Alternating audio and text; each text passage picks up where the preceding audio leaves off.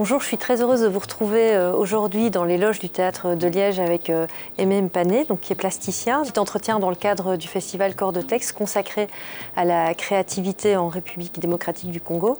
Je suis vraiment enchantée de pouvoir échanger avec Aimé parce que j'ai la chance d'avoir un grand plasticien qui développe à la fois une force dans les sujets, dans la dénonciation de ce qui peut être abordé.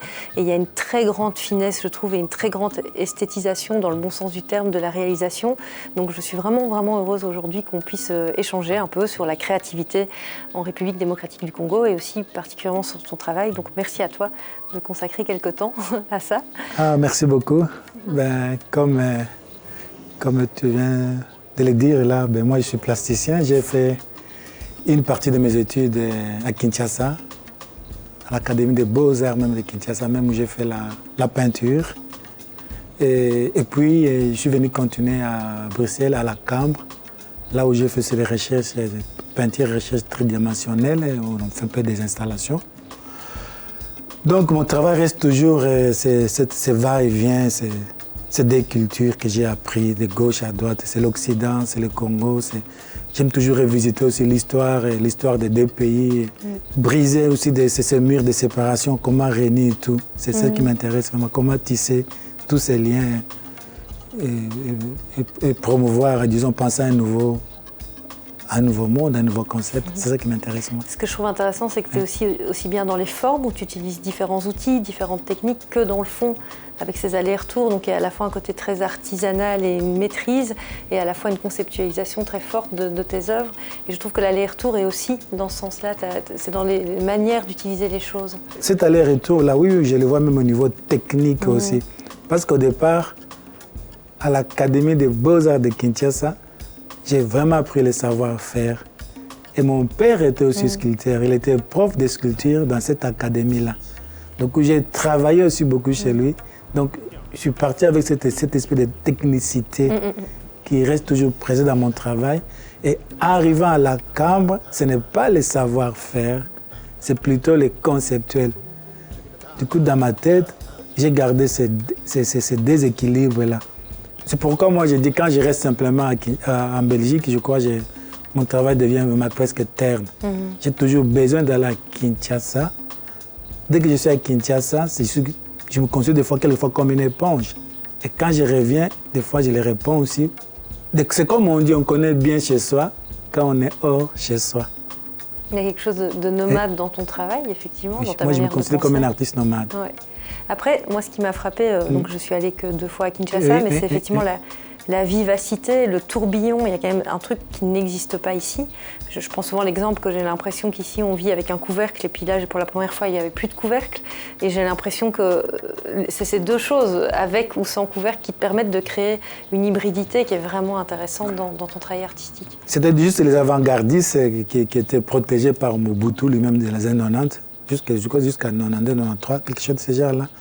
Et c'était presque tout le monde qui faisait presque la même chose.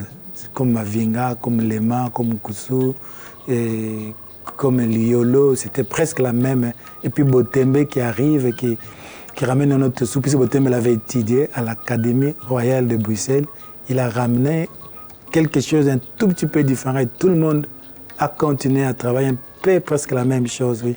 Mais pour dire ce qui fusionne à Kinshasa, c'est qu'en fait, moi, après, quand je suis retourné pour la première fois à Kinshasa, c'était en 94, c'était fin 94, 95, et j'avais un autre regard que je n'avais même pas avant.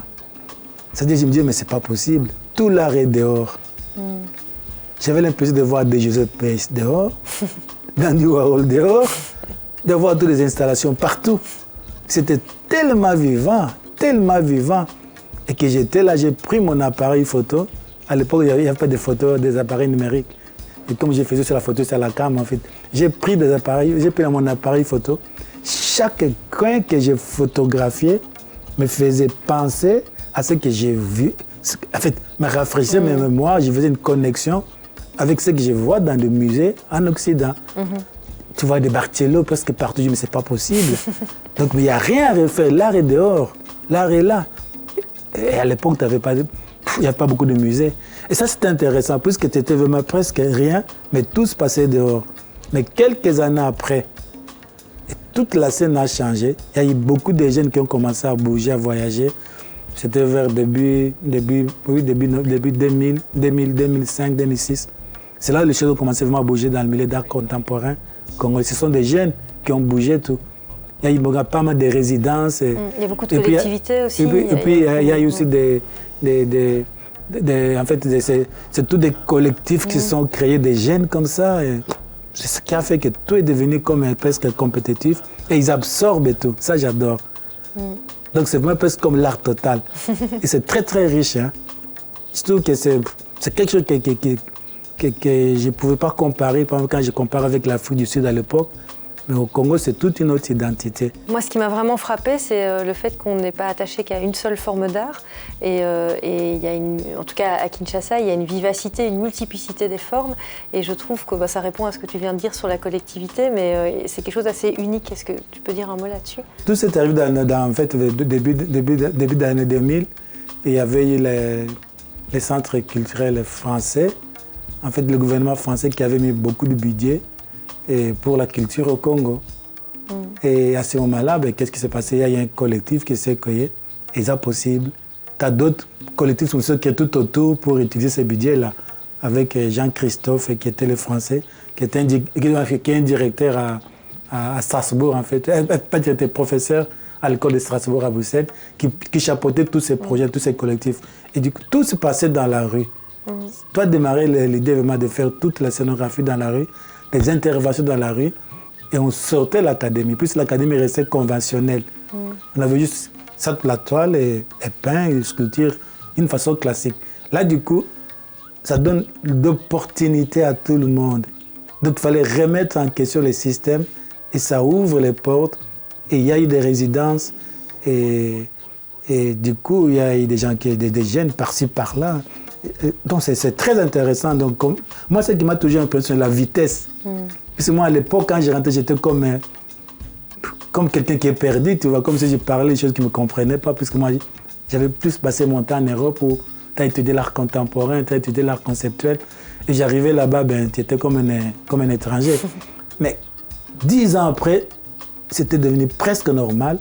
Et ils ont bien compris le code. Et ils ont bien tissé des médiums et des possibilités.